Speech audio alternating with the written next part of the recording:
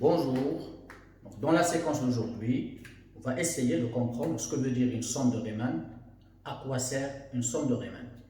Alors commençons de cette introduction-là qui va utiliser le graphe d'une fonction f que j'ai préféré donc de choisir assez régulière, fonction continue, strictement monotone et même positive. Ça ne touche pas à la généralité de la chose, mais c'était tout simplement pour des raisons de simplicité, pour faciliter la compréhension de la chose. Alors, on sait tous que l'aire comprise dans ce domaine-là peut être calculée grâce donc à l'intégrale, c'est l'intégrale de a à b de la valeur absolue de f de x dx, UA, ça on le sait bien sûr, c'est l'aire délimitée, enfin du domaine délimité par les deux droites verticales x égale a, x égale à b, la droite y égale à 0 et la courbe de la fonction f. Et comme ici j'ai choisi f comme étant positive, alors je peux bien dire que cette intégrale c'est l'intégrale de a à b de f de x dx UA. Ça donc c'est la mesure de la surface de ce domaine-là. Essayons maintenant de faire autre chose. Cet intervalle AB ici, on va essayer de le subdiviser en de petits intervalles isométriques. C'est-à-dire, ayant notre intervalle AB comme ça, on va essayer donc de le subdiviser, de le diviser, de le partager en un ensemble de segments isométriques. Donc, par exemple, pour un peu voir la chose, ici je le subdivise en 4 segments égaux. Alors la longueur de chaque segment ici, puisque ça doit être la même de chaque segment, de chaque subdivision, les segments qu'on appelle des subdivisions, puisqu'ici on a 4 segments, donc là c'est b-a qui représente la longueur du segment AB qu'on va diviser par 4. Alors là, c'est b-1 sur 4 qu'on va multiplier par 4. On aura donc la longueur du segment AB. Si je divise ce segment-là en 5 segments égaux, la longueur de chaque subdivision va être b-a sur 5. Si je subdivise mon segment en 10 parties égales, la longueur de chaque subdivision va être b-a sur 10. Si maintenant, dans le cas général, je subdivise mon segment en n parties égales, mon segment AB par exemple, je le subdivise en n parties égales. N parties isométriques. Alors, la longueur là, de chaque subdivision, bien sûr, va être b-a sur n. Alors, subdivisons notre segment AB. Maintenant, enfin, par exemple, dans notre cas ici, on va le subdiviser en 4 segments égaux. Un premier, un deuxième, un troisième et un quatrième. Et on va prendre l'image de chaque extrémité. Ça, c'est l'image de A, que je peux projeter ici, c'est f de A. Et là, je peux projeter les images des autres extrémités. Là, c'est l'autre extrémité. Et là, c'est l'autre extrémité. Alors, qu'est-ce que je fais?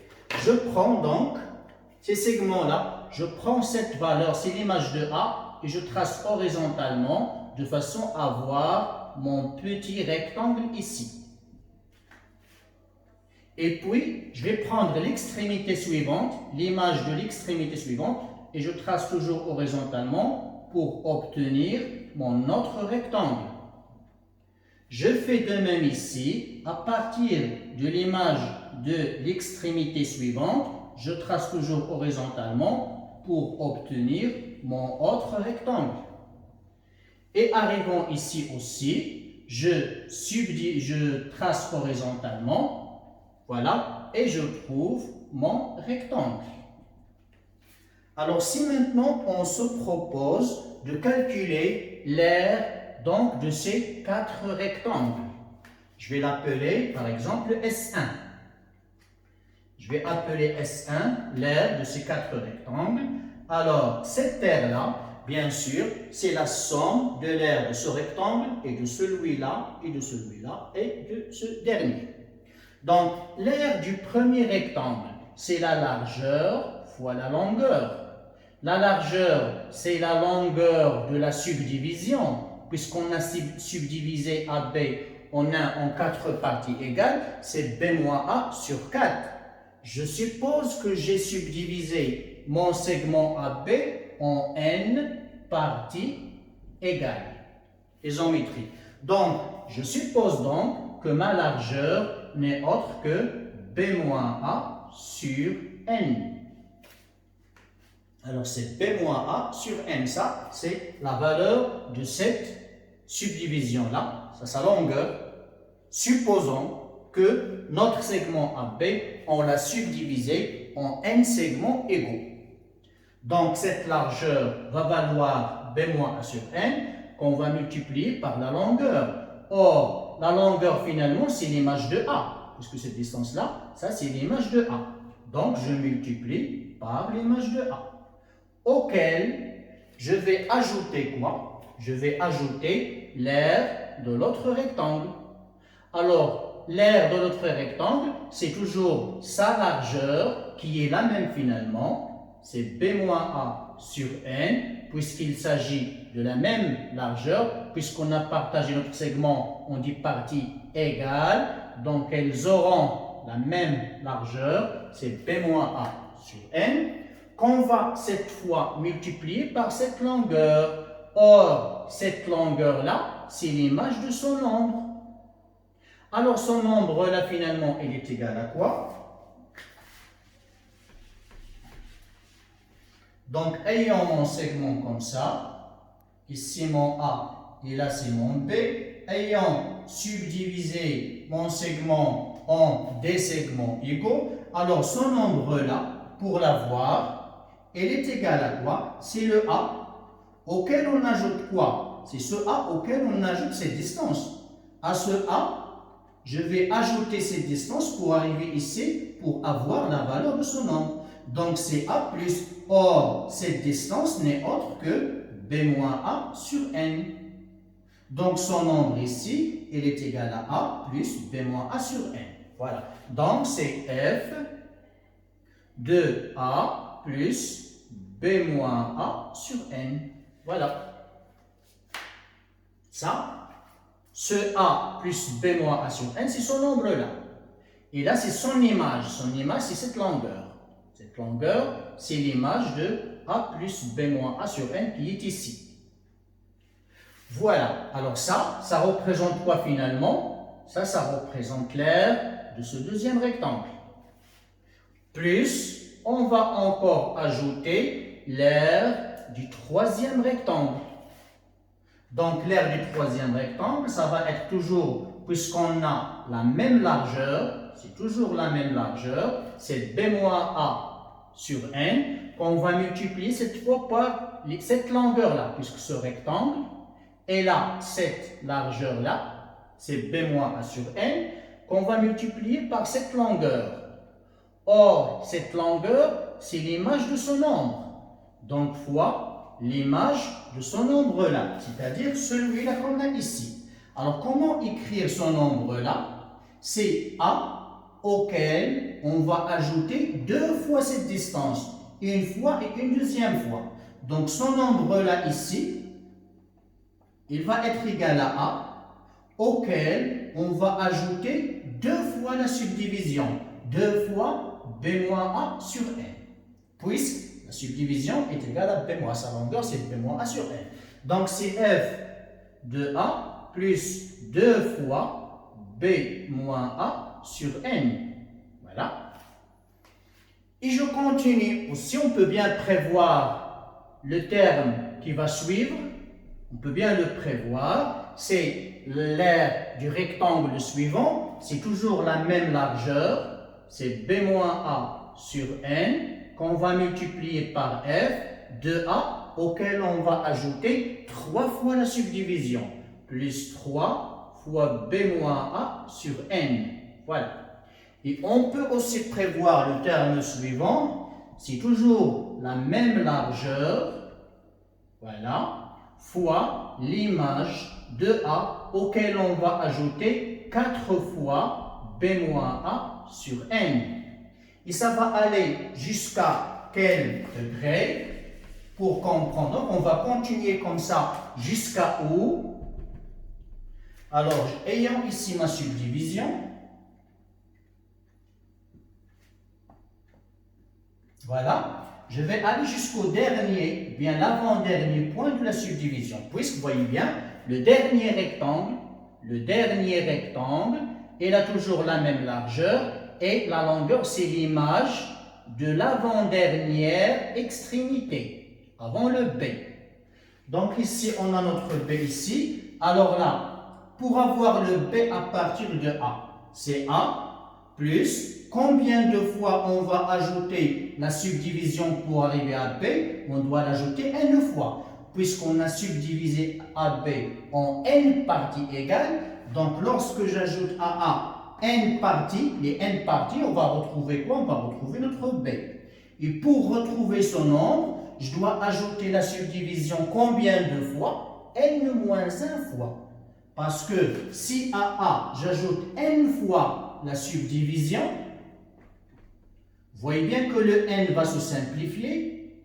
On va avoir A plus B moins A. Le A va se simplifier et on trouve B.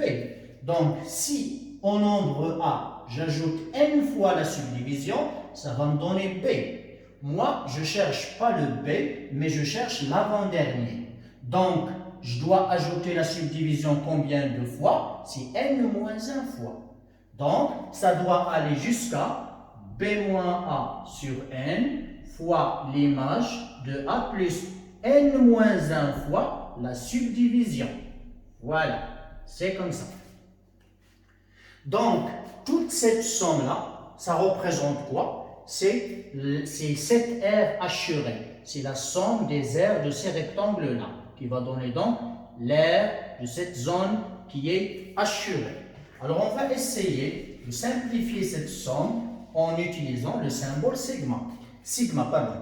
Alors, voyez bien, on a notre B moins A sur N fois F de A. Combien de fois on ajoute la subdivision ici à A? 0 fois. Donc, c'est A plus 0 fois B moins A sur N. Ça, c'est F de A. Plus, deuxième terme, c'est B moins A sur N qu'on va multiplier par F de A. Là, on ajoute la subdivision une fois. Plus 1 fois B moins A sur N. Alors, pour mettre ce coefficient en relief, ici, j'ajoute la subdivision 0 fois. Là, je l'ajoute une fois. Et puis, le terme suivant, le terme qui va suivre, c'est B moins A sur N fois F de A plus, et là, j'ajoute la subdivision deux fois.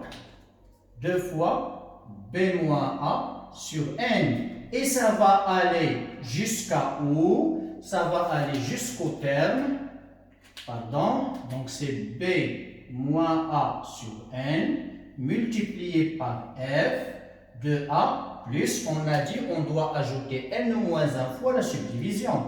Donc c'est N moins 1 fois, donc B moins A sur N. Voilà donc, cette sommation-là, c'est la même ici. Ça représente quoi? Ça représente cette aire assurée en rouge. Alors, comment donc l'exprimer en utilisant le symbole sigma? Alors, le coefficient ou bien l'indice qui change ici, l'indice qui varie, c'est cet indice-là. C'est ce coefficient-là. 0, 1, 2, 3 jusqu'à n-1. Donc, c'est sigma k allant de 0 jusqu'à n-1.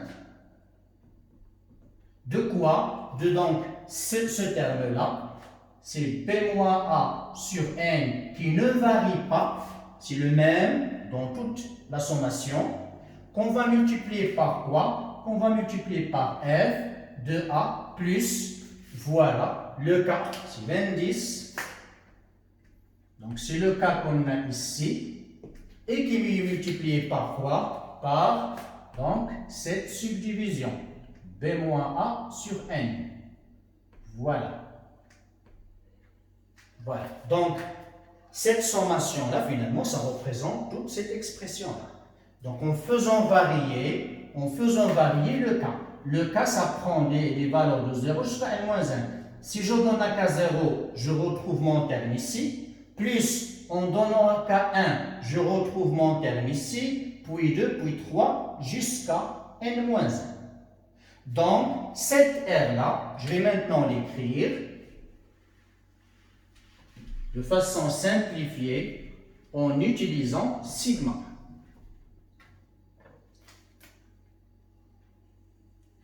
Voilà. Je vais maintenant écrire et je vais l'appeler, puisque c'est une suite finalement. Donc, je vais écrire UN égale à, alors c'est sigma K allant de 0 jusqu'à N-1.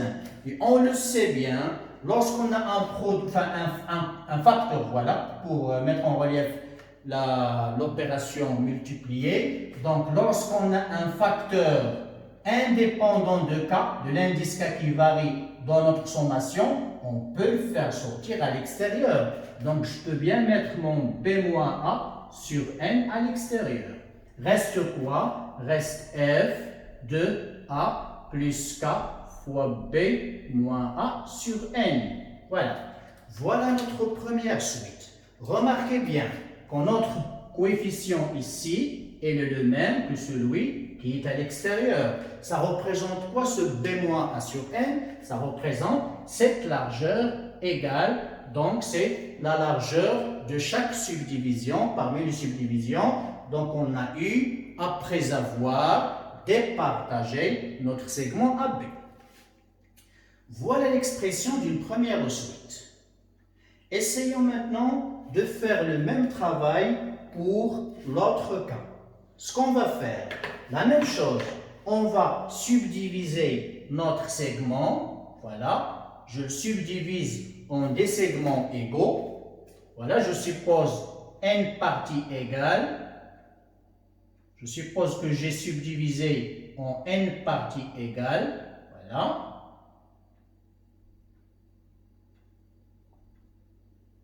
Alors, cette fois, ce que je vais faire cette fois, je vais plus prendre ce premier-là, mais je vais prendre le deuxième point ici. C'est par lui que je vais commencer et je vais tracer l'horizontale dans ce sens. Et je trouve un rectangle dans l'air et la suivante. Voilà. Alors, vous voyez bien qu'on déborde au-dessus de la courbe. Ici, je prends aussi le supérieur et je trace horizontalement et je trouve mon rectangle. Voilà. Je fais de même ici, mon extrémité ici, je trace horizontalement et j'ai mon rectangle. Et là encore, je trace ici, voilà, et j'ai mon rectangle. Voilà. Alors encore une fois, vous voyez bien qu'ici, quand nos rectangles sont tout dessous de la courbe, et là, nos rectangles sont au-dessus de la courbe. Alors, bien sûr, ça dépend tout simplement de la fonction f. Ça a pris donc cette r-là, c'est parce que j'ai choisi une fonction qui est continue et strictement monotone. Ça peut bien changer lorsque la fonction n'est pas monotone. Mais ça ne va pas toucher donc au résultat qu'on va avoir. Je répète que j'ai choisi cette situation-là pour que les choses soient plus claires, pour les mettre en relief aisément et pour que ça soit donc plus clair dans notre compréhension. Voilà, alors ce qu'on va faire, essayons de même de calculer cette R-là. Alors, commençons par le commencement.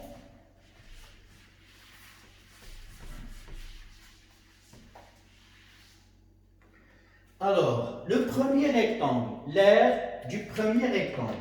Donc, c'est la largeur qui est égale à B-A sur N qu'on va multiplier. Et cette fois, ce n'est pas l'image de ce A, parce que l'image de A, elle est là, mais plutôt par l'image du deuxième. C'est là.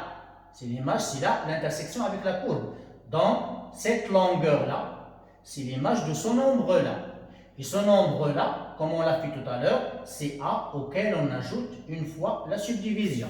Donc, je multiplie F de A auquel j'ajoute une fois la subdivision. Pourquoi une fois? Voilà, bien sûr, parce que c'est pas... Alors, l'image de A, elle est là. Mais nous, notre longueur, elle va jusqu'à ce niveau-là. Donc, cette longueur, elle est égale à l'image de son nombre, de cette extrémité-là. C'est ça, donc c'est ça, c'est son image. On projette ici, c'est l'image de son nombre. Comment avoir son nombre?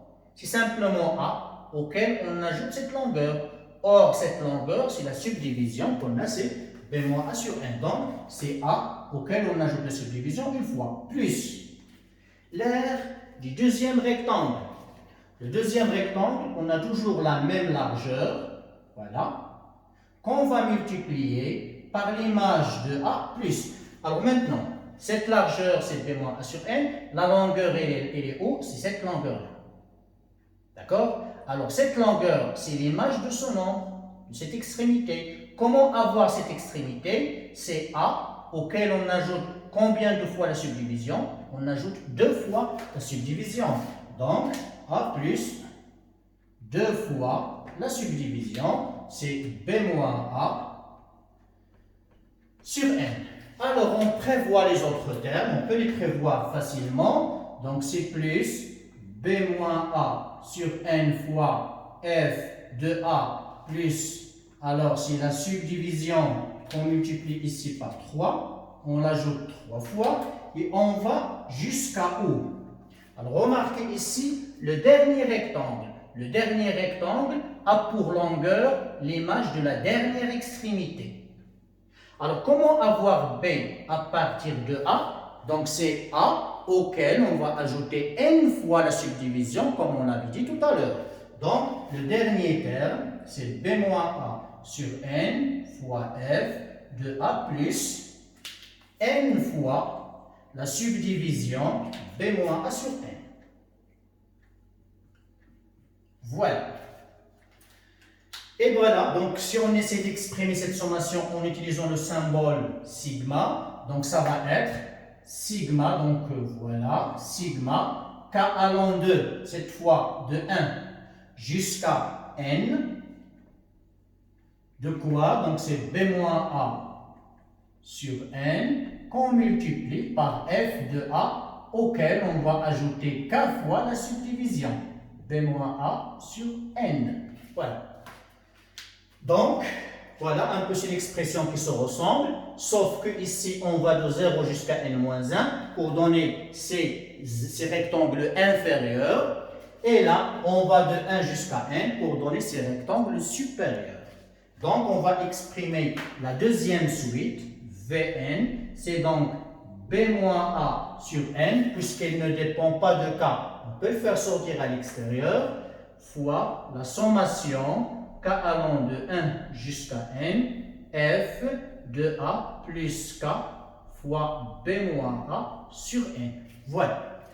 Donc, ce qui arrive finalement, et quel est le lien entre ces suites et cette situation et cette terre, c'est que cette terre-là, lorsqu'on essaie de rendre cette subdivision la plus petite possible, lorsqu'on fait tendre n vers l'infini, lorsqu'on subdivise ce segment AB, on a un nombre infini de segments isométriques. Autrement dit, lorsqu'on fait tendre n vers plus l'infini. Alors, lorsqu'on fait tendre n vers plus l'infini, la largeur va tendre vers 0, puisque c'est un nombre sur l'infini. Cette largeur va tendre vers 0. Et ces rectangles deviendront très petits. Alors, ce qui arrive là, c'est que en rendant ces rectangles ayant des largeurs très petites, cette aire-là, elle va tendre vers celle-là. Parce que, voyez bien ici, je vais mettre une petite figure. Ici. Ayant ma courbe comme ça, et puis ayant mon A ici et mon B ici, supposons toujours que j'ai fait cette subdivision-là.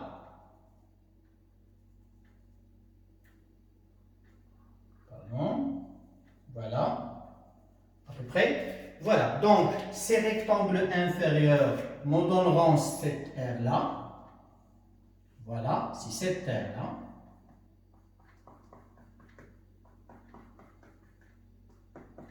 Alors, ce que je vais faire maintenant, essayons de subdiviser 8 fois cette fois. Là, c'est 4 subdivisions, on va augmenter jusqu'à 8. Donc, chaque subdivision va être décomposée en 2. Donc, je vais mettre comme ça. Je prends ici, donc une autre subdivision plus fine. Donc, j'aurai maintenant mon rectangle là. Voilà, un autre rectangle, un autre rectangle, un autre rectangle et un autre rectangle. Et faisons la même chose. J'ai maintenant ce rectangle là, et puis j'ai là, et puis j'ai là, et puis là, et puis là, et puis là. Voilà, et finalement c'est là. Donc, remarquez bien que voilà l'autre assuration qui va donc de ces rectangles-là. Voilà, une nouvelle subdivision.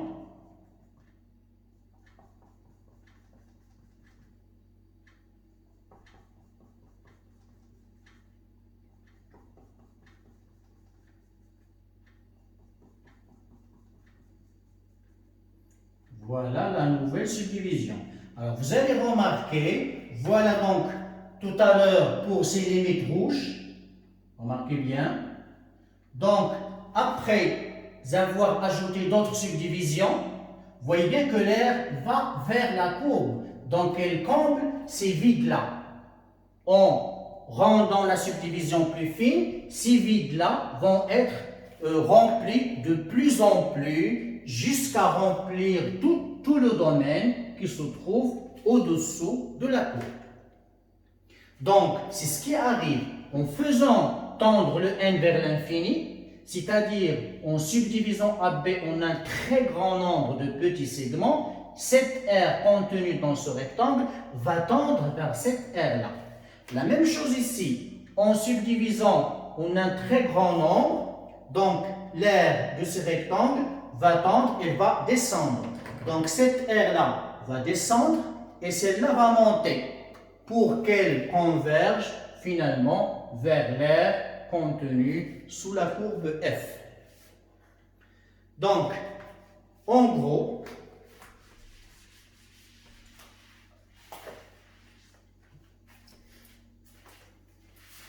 alors j'insiste donc, en fin de cette partie, j'insiste sur le fait que, donc essayons de voir un peu l'expression de ces suites. Une première suite UN, remarquez bien le B-A sur N, puis la sommation sigma, K allant de 0 jusqu'à N-1, F de A plus K fois B-A sur N.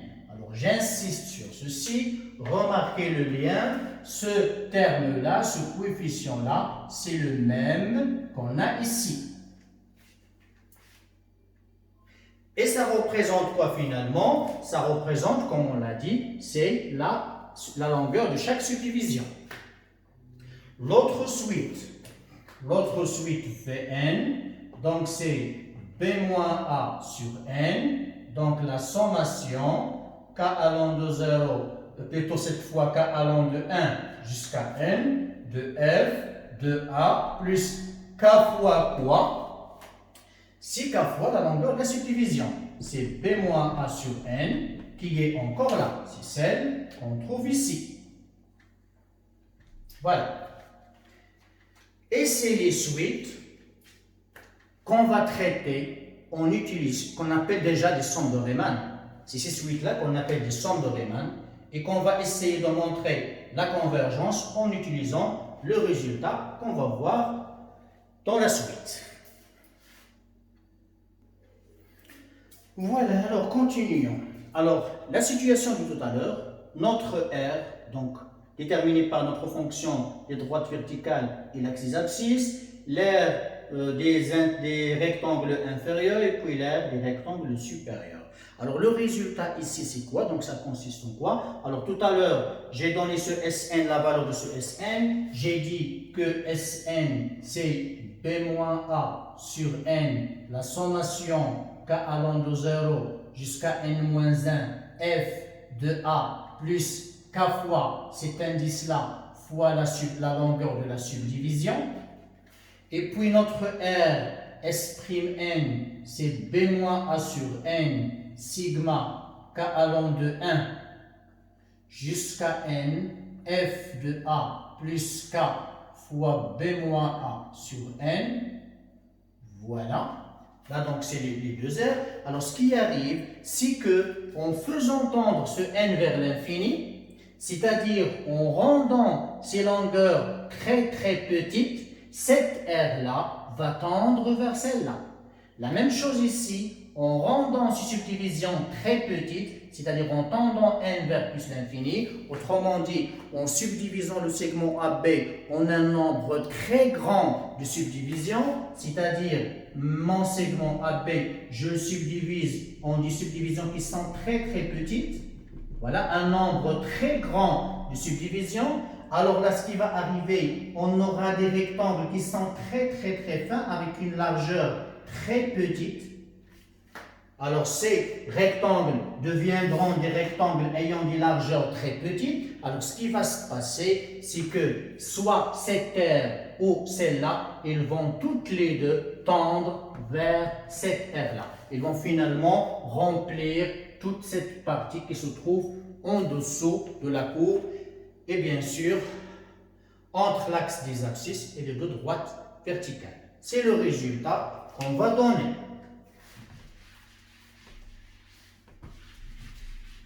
Mais bien sûr, ça suppose des hypothèses. Donc le résultat est le suivant. Je vais l'écrire ici.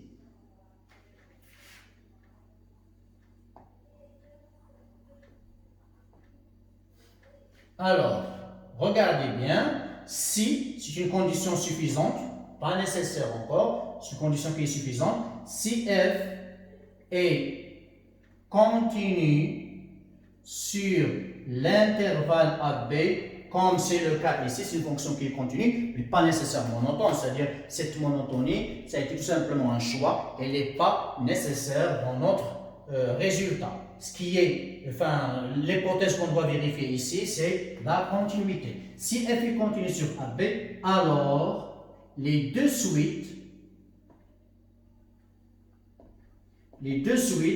UN qui est égal à B-A sur n sigma k allant de 0 jusqu'à n-1 f de A plus k fois B-A sur n, et l'autre suite Vn, c'est B-A sur n somme k allant de 1 jusqu'à n f de A plus k fois B-A sur n. Ces deux suites-là, qu'est-ce qu'elles ont? Elles convergent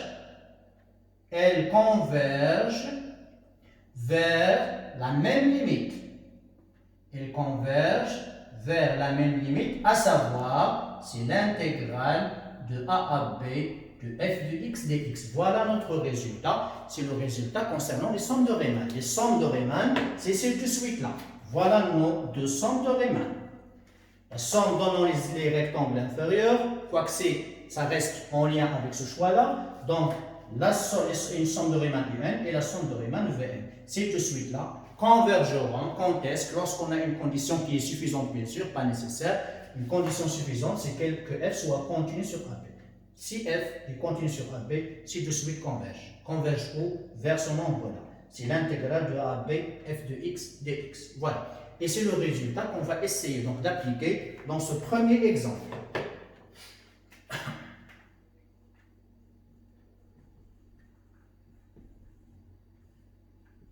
Alors le premier exemple, je vais prendre par exemple ici ma suite UN qui est égale donc à sigma k allant de 0 jusqu'à n-1 de 1 sur n plus k. Alors cette suite-là, c'est une suite bien sûr définie pour des indices non nuls, n appartenant à l'étoile. Alors la question ici, c'est que grâce au résultat concernant les sommes de Riemann, montrer que cette suite converge et déterminer sa limite. Donc ça revient à faire quoi? Ça revient à utiliser ce résultat. Et pour pouvoir utiliser ce résultat, il faut essayer d'écrire cette suite sous l'une des deux formes. Ou bien celle-là, ou bien celle-là. Et comme vous voyez qu'on a ici une sommation allant de 0 jusqu'à n-1, donc on va plutôt utiliser cette expression-là. Donc on va essayer d'écrire cette somme sous cette forme-là. Voyez bien ici, donc on doit écrire sous la forme b-a sur n, somme k allant de 0 jusqu'à n-1, f de a, plus k fois b-a sur n. Alors, une première comparaison, on doit nécessairement faire apparaître le n. Il faut nécessairement faire apparaître le n qu'on a ici. Puis, fois la somme k allant de 0 jusqu'à n-1, f de ce a, on va voir ce que ça donne, plus k fois, c'est nécessaire, c'est le cas qui change ici, fois quoi? Fois ce qu'on a ici. Donc, ce point d'interrogation sur n, comme ça. Donc, pour savoir ce qu'on va mettre ici, commençons d'abord par chercher le n, plutôt par faire apparaître ce n. Essayons d'abord, la première chose à faire, c'est de faire apparaître ce n-là. Donc, c'est ce qu'on va essayer de faire. Donc, dans notre sommation, pour faire apparaître ce n-là, je vais écrire comme ça, c'est la somme k allant de 0 jusqu'à n-1, et là, je vais factoriser par n. Voilà. Donc, c'est 1 plus k sur n, que je peux écrire comme une sommation k allant de 0 jusqu'à n-1. Donc, je décompose mon produit sur 1 sur n, 1 sur 1 plus k sur n. Voilà. Et comme mon 1 sur n ne dépend pas de k, je peux le faire sortir à l'extérieur. Et j'ai donc 1 sur n, sigma, k allant de 0 jusqu'à n-1, 1 sur 1 plus k sur n. Déjà, une première étape. Je reprécise que je dois arriver à la forme suivante. B-A sur n, sigma k de 0 jusqu'à n-1, f de a plus k fois b-a sur n. Je dois arriver à cette forme. Alors déjà, j'ai mon n. Alors je vais me dire que bon, le b-a, je vais le prendre comme égal à 1. Si je prends b-a égale à 1, c'est-à-dire la longueur de mon intervalle AB, c'est 1. C'est un peu comme si j'ai un intervalle comme 0, 1.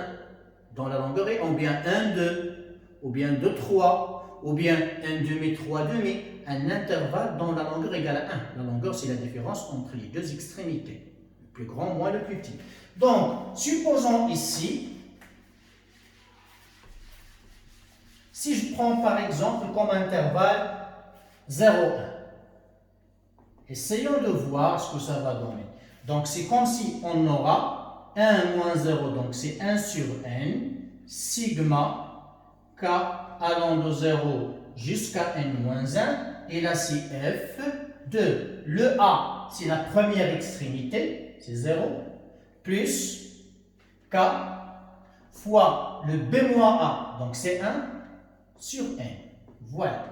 Voilà donc que je peux écrire comme ça. C'est 1 sur n, sigma, k allant de 0 jusqu'à n moins 1, f de k sur n. Voilà donc l'air qu'aura ma somme si je prends comme intervalle 0, 1. C'est 1 sur n, sigma de f de k sur n. Donc ça ressemble un peu à cette situation-là. Mais si, par exemple, je ne prends pas cet intervalle, si je prends par exemple l'intervalle 1, 2, qui a aussi une longueur égale à 1, donc comment va être ma somme de Riemann? Donc 2 moins 1, b-a 2 moins 1, c'est 1, sur n, somme, k allant de 0 jusqu'à n moins 1, f de a, c'est la première extrémité, c'est 1 plus k fois, alors c'est 1 sur n. Voilà. Alors, si je travaille avec l'intervalle 0,1, ma somme va prendre cette forme. Et si je travaille dans l'intervalle 1, 2, ma somme aura cette forme. Et si je travaille dans un autre intervalle, donc ça va changer. Ce qui va changer, c'est ce nombre-là, suivant l'intervalle dans lequel je travaille.